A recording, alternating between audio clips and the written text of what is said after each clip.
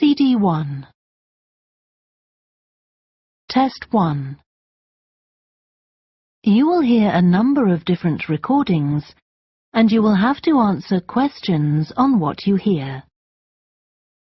There will be time for you to read the instructions and questions, and you will have a chance to check your work. All the recordings will be played once only. The test is in 4 sections. At the end of the test, you will be given 10 minutes to transfer your answers to an answer sheet. Now turn to Section 1. Section 1. You will hear a telephone conversation between an official at a village hall and a woman who wants to hire a public room. First, you have some time to look at questions 1 to 6.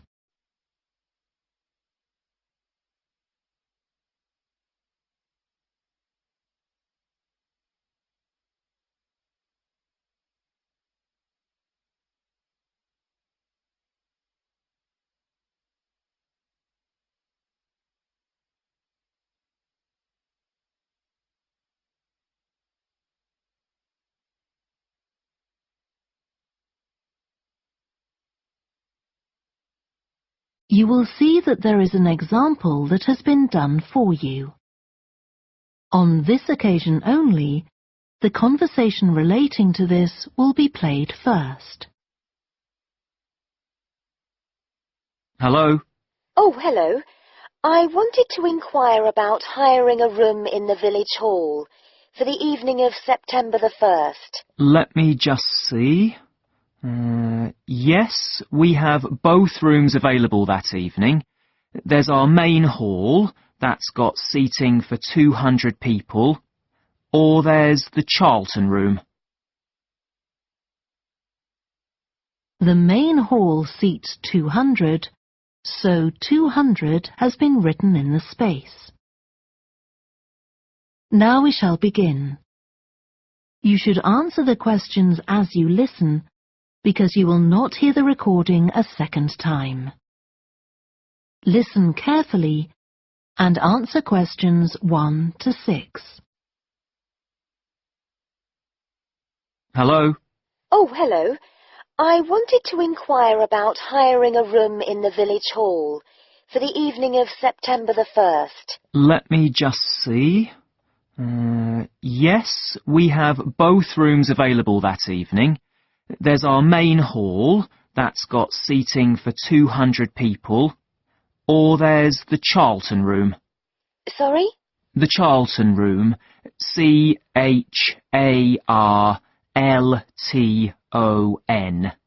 That's got seating for up to 100. Well, we're organising a dinner to raise money for a charity, and we're hoping for at least 150 people. So I think we'll go for the main hall. How much would that cost? Let's see.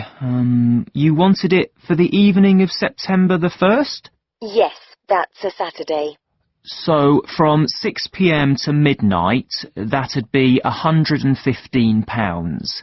That's the weekend price. It's £75 on weekdays. That's all right. And I have to tell you, there's also a deposit of £250, which is returnable, of course, as long as there's no damage. But we do insist that this is paid in cash. We don't take cards for that. You can pay the actual rent of the room however you like, though. Cash, credit card, cheque. Oh, well, I suppose that's okay. So, does the charge include use of tables and chairs and so on? Oh, yes. And what about parking? Yeah, that's all included. The only thing that isn't included is, you said you were organising a dinner? Yeah. Well, you'll have to pay extra for the kitchen if you want to use that. It's £25. It's got very good facilities, good quality cookers and fridges and so on. OK. Well, I suppose that's all right. We can cover the cost in our entry charges. Right, so I'll make a note of that. Mhm. Now, there are just one or two things you need to think about before the event. For example, you'll have to see about getting a licence if you're planning to have any music during the meal. Oh, really? It's quite straightforward. I'll give you the details later on. And about a week or 10 days before your event, you'll need to contact the caretaker, that's Mr. Evans, to make the arrangements for entry. He'll sort that out with you. And do I give him the payment as well? No, you do that directly with me. Before you hear the rest of the conversation, you have some time to look at questions 7 to 10.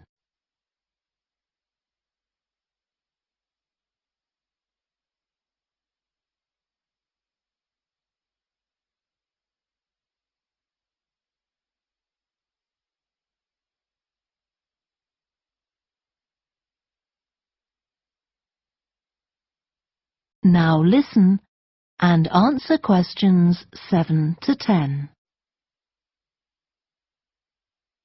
Right. Now, is there anything I need to know about what happens during the event? Well, as you'll be aware, of course, the building is no smoking throughout. Of course. Now, are you having a band? Yes. Well, they'll have a lot of equipment, so rather than using the front door, they should park their van round the back and use the stage door there. You can open that from inside, but don't forget to lock it at the end. OK. And talking of bands, I'm sure I don't need to tell you this, but you must make sure that no one fiddles about with the black box by the fire door. That's a system that cuts in when the volume reaches a certain level. It's a legal requirement. Sure. Anyway, we want people to be able to talk to one another, so we don't want anything too loud. Oh, that reminds me. We'll be having speeches. Are there any microphones available? Yep, just let the caretaker know. He'll get those for you. Right, now, when the event is over, we do ask that the premises are left in good condition. So there's a locked cupboard, and you'll be informed of the code you need to open that. It's got all the cleaning equipment, brushes and detergent and so on. Right. So what do we need to do after everyone's gone? Sweep the floors, I suppose? Well, actually, they have to be washed, not just swept. Then you'll be provided with black plastic bags, so all the rubbish must be collected up and left outside the door. Of course. We'll make sure everything's left tidy. Oh, and I forgot to ask. I presume we can have decorations in the room? Yes, but you must take them down afterwards. Sure.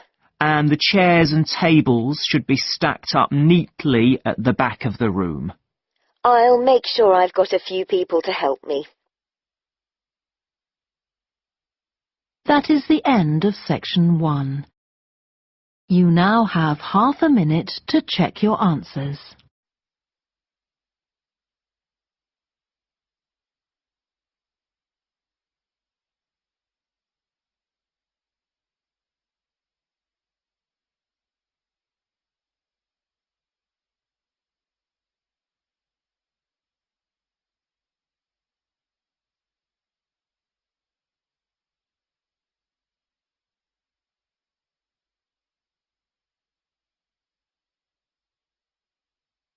Now turn to section 2.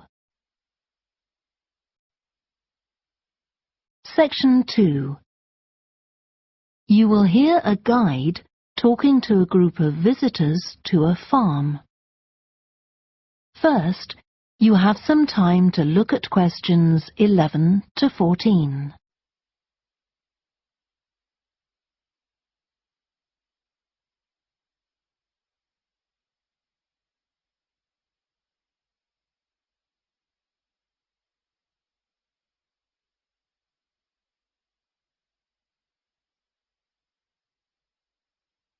Listen carefully and answer questions 11 to 14. Welcome to the Fiddy Working Heritage Farm. This open-air museum gives you the experience of agriculture and rural life in the English countryside at the end of the 19th century. So you'll see a typical farm of that period, and like me, all the staff are dressed in clothes of that time. I must give you some advice and safety tips before we go any further. As it's a working farm, please don't frighten or injure the animals. We have a lot here, and many of them are breeds that are now quite rare. And do stay at a safe distance from the tools. Some of them have sharp points, which can be pretty dangerous, so please don't touch them. We don't want any accidents, do we? The ground is very uneven, and you might slip if you're wearing sandals, so I'm glad to see you're all wearing shoes. We always advise people to do that. Now, children of all ages are very welcome here, and usually even very young children love the ducks and lambs, so do bring them along next time you come. I don't think any of you have brought dogs with you, but in case you have, I'm afraid they'll have to stay in the car park unless they're guide dogs. I'm sure you'll understand that they could cause a lot of problems on a farm. Before you hear the rest of the talk, you have some time to look at questions 15 to 20.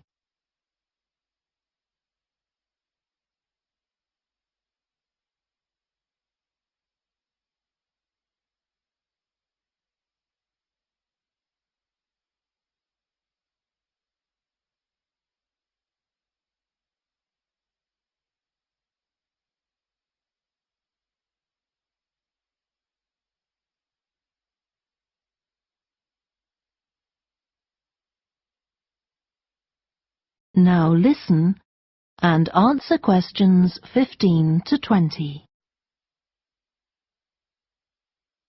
Now let me give you some idea of the layout of the farm. The building where you bought your tickets is the new barn immediately to your right, and we're now at the beginning of the main path to the farmland, and of course the car park is on your left. The scarecrow you can see in the car park in the corner beside the main path is a traditional figure for keeping the birds away from crops. But our scarecrow is a permanent sculpture.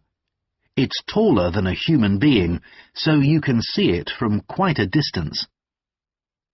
If you look ahead of you, you'll see a maze. It's opposite the new barn, beside the side path that branches off to the right, just over there. The maze is made out of hedges which are too tall for young children to see over them, but it's quite small, so you can't get lost in it. Now, can you see the bridge crossing the fish pool further up the main path? If you want to go to the cafe, go towards the bridge and turn right just before it. Walk along the side path, and the cafe's on the first bend you come to. The building was originally the schoolhouse, and it's well over 100 years old.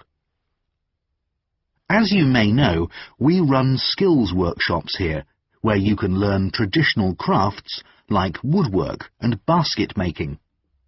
You can see examples of the work and talk to someone about the courses in the Black Barn. If you take the side path to the right, here, just by the new barn, you'll come to the Black Barn, just where the path first bends. Now, I mustn't forget to tell you about picnicking, as I can see some of you have brought your lunch with you. You can picnic in the field, though do clear up behind you, of course. Or if you'd prefer a covered picnic area, there's one near the farmyard, just after you cross the bridge. There's a covered picnic spot on the right. And the last thing to mention is Fiddy House itself. From here you can cross the bridge, then walk along the footpath through the field to the left of the farmyard. That goes to the house, and it'll give you a lovely view of it. It's certainly worth a few photographs, but as it's a private home, I'm afraid you can't go inside. Right, well, if you're all ready, we'll set off on our tour of the farm. That is the end of section 2. You now have half a minute to check your answers.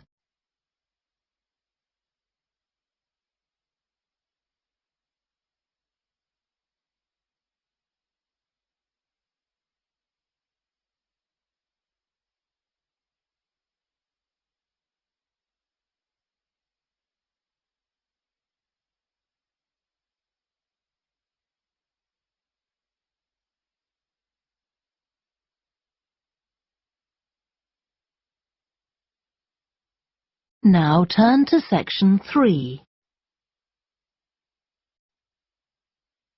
Section 3.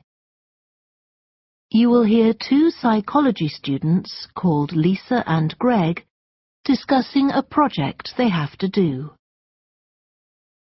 First, you have some time to look at questions 21 to 27.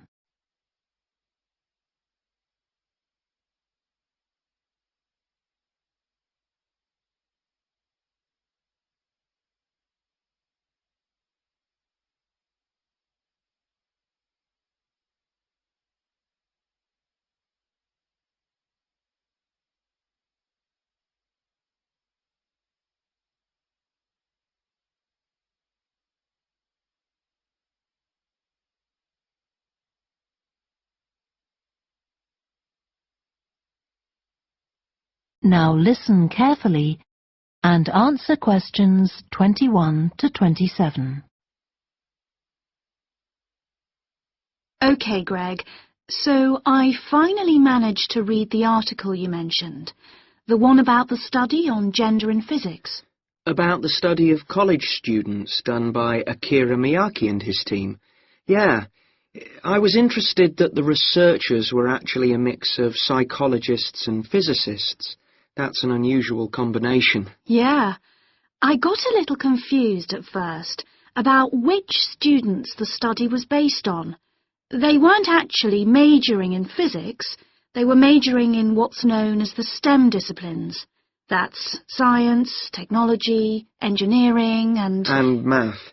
Yes, but they were all doing physics courses as part of their studies. That's correct. So, as I understood it, Miyake and co. started from the fact that women are underrepresented in introductory physics courses at college, and also that, on average, the women who do enroll on these courses perform more poorly than the men. No one really knows why this is the case. Yeah, but what the researchers wanted to find out was basically what they could do about the relatively low level of the women's results. But in order to find a solution, they needed to find out more about the nature of the problem. Right. Now, let's see if I can remember. It was that in the physics class, the female students thought the male students all assumed that women weren't any good at physics. Was that it? And they thought that the men expected them to get poor results in their tests. That's what the women thought, and that made them nervous, so they did get poor results. But actually, they were wrong. No one was making any assumptions about the female students at all. Anyway, what Miyake's team did was quite simple, getting the students to do some writing before they went into the physics class. What did they call it? Values affirmation. They had to write an essay focusing on things that were significant to them, not particularly to do with the subject they were studying, but more general things like music or people who mattered to them. Right. So the idea of doing the writing is that this gets the students thinking in a positive way. And putting these thoughts into words can relax them and help them overcome the psychological factors that lead to poor performance. Yeah. But what the researchers in the study hadn't expected was that this one activity raised the women's physics grades from the C to the B range. A huge change. Pity it wasn't to an A, but still, No, but it does suggest that the women were seriously underperforming beforehand in comparison with the men. Yes. Mind you, Miyake's article left out a lot of details, like did the students do the writing just once or several times? And had they been told why they were doing the writing? That might have affected the results. You mean if they know the researchers thought it might help them to improve, then they just try to fulfill that expectation? Exactly. Before you hear the rest of the discussion, you have some time to look at questions 28 to 30.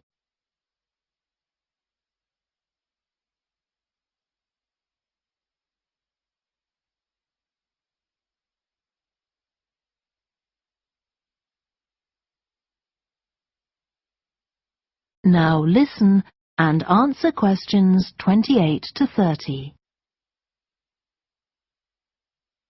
So anyway, I thought for our project we could do a similar study, but investigate whether it really was the writing activity that had that result.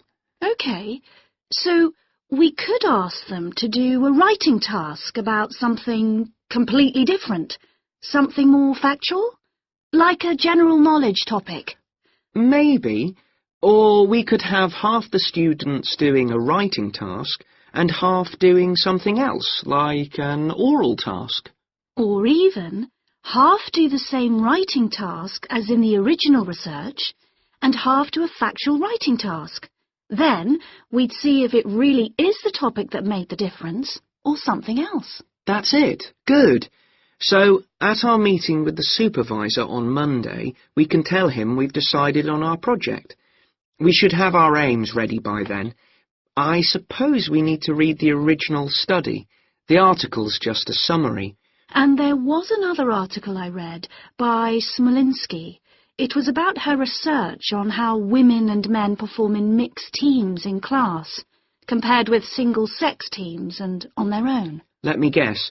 The women were better at teamwork. That's what I expected.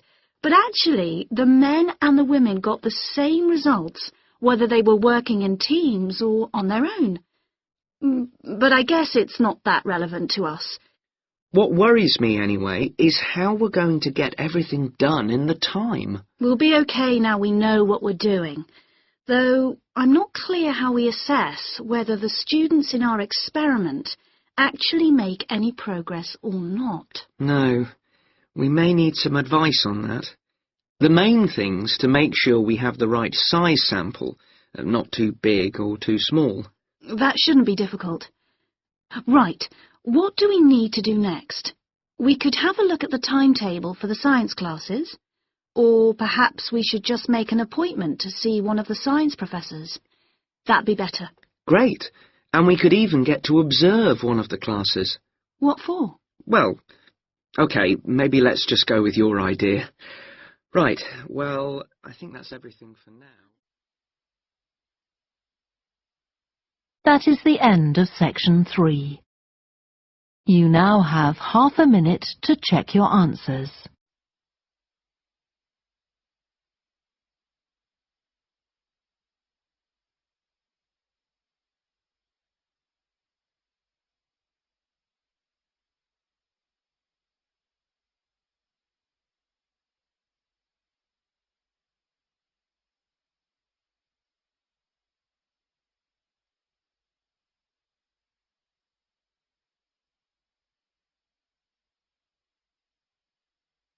Now turn to section 4.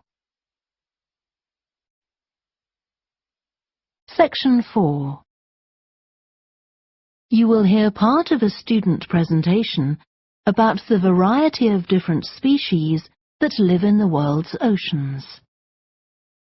First, you have some time to look at questions 31 to 40.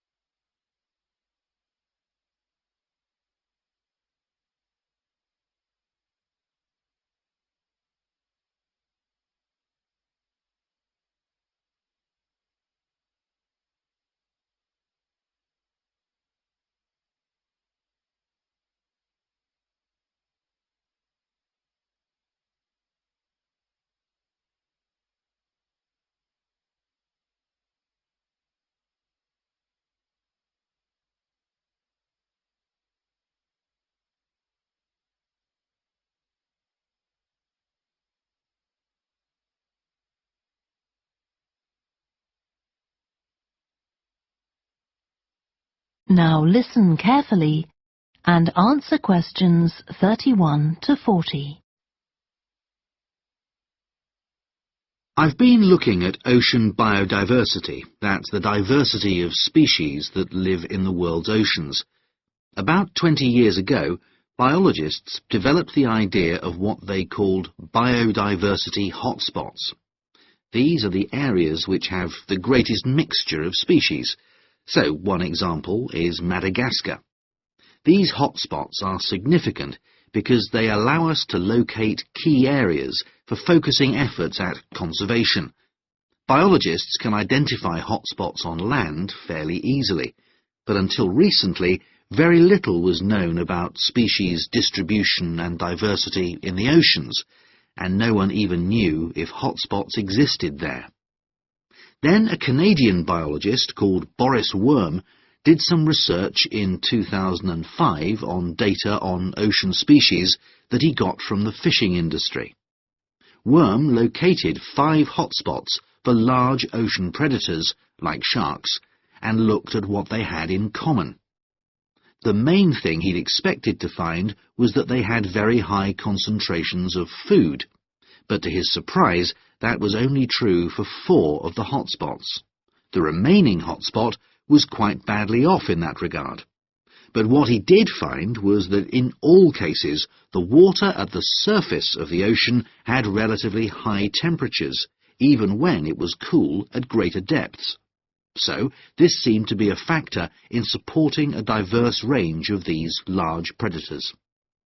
However, this wasn't enough on its own, because he also found that the water needed to have enough oxygen in it. So these 2 factors seemed necessary to support the high metabolic rate of these large fish. A couple of years later, in 2007, a researcher called Lisa Balance, who was working in California, also started looking for ocean hotspots, but not for fish. What she was interested in was marine mammals, things like seals. And she found 3 places in the oceans which were hotspots, and what these had in common was that these hotspots were all located at boundaries between ocean currents. And this seems to be the sort of place that has lots of the plankton that some of these species feed on.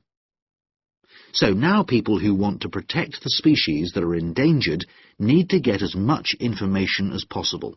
For example, there's an international project called the Census of Marine Life. They've been surveying oceans all over the world, including the Arctic. One thing they found there, which stunned other researchers, was that there were large numbers of species which live below the ice, sometimes under a layer up to 20 meters thick. Some of these species had never been seen before. They've even found species of octopus living in these conditions. And other scientists working on the same project, but researching very different habitats on the ocean floor, have found large numbers of species congregating around volcanoes, attracted to them by the warmth and nutrients there.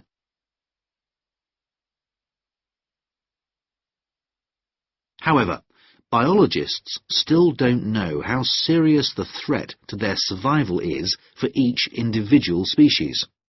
So a body called the Global Marine Species Assessment is now creating a list of endangered species on land, so they consider things like the size of the population, how many members of one species there are in a particular place, and then they look at their distribution in geographical terms. Although this is quite difficult when you're looking at fish, because they're so mobile. And then thirdly, they calculate the rate at which the decline of the species is happening. So far, only 1,500 species have been assessed, but they want to increase this figure to 20,000. For each one they assess, they use the data they collect on that species to produce a map showing its distribution. Ultimately, they will be able to use these to figure out not only where most species are located, but also where they are most threatened. So, finally, what can be done to retain the diversity of species in the world's oceans? Firstly, we need to set up more reserves in our oceans, places where marine species are protected. We have some, but not enough. In addition, to preserve species such as leatherback turtles, which live out in the high seas but have their nesting sites on the American coast, we need to create corridors for migration, so they can get from one area to another safely. As well as this, action needs to be taken to lower the levels of fishing quotas to prevent overfishing of endangered species. And finally, there's the problem of bycatch. This refers to the catching of unwanted fish by fishing boats. They're returned to the sea, but they're often dead or dying. If these commercial fishing boats used equipment which was more selective so that only the fish wanted for consumption were caught, this problem could be overcome. OK, so does anyone have any questions about... That is the end of section 4. You now have half a minute to check your answers.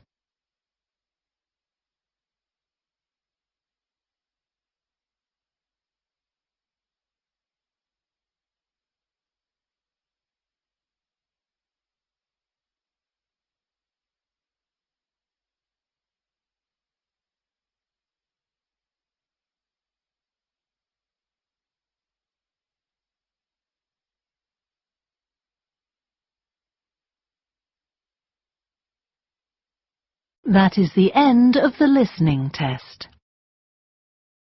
You now have 10 minutes to transfer your answers to the answer sheet. Please stop writing and wait for your question booklet to be collected.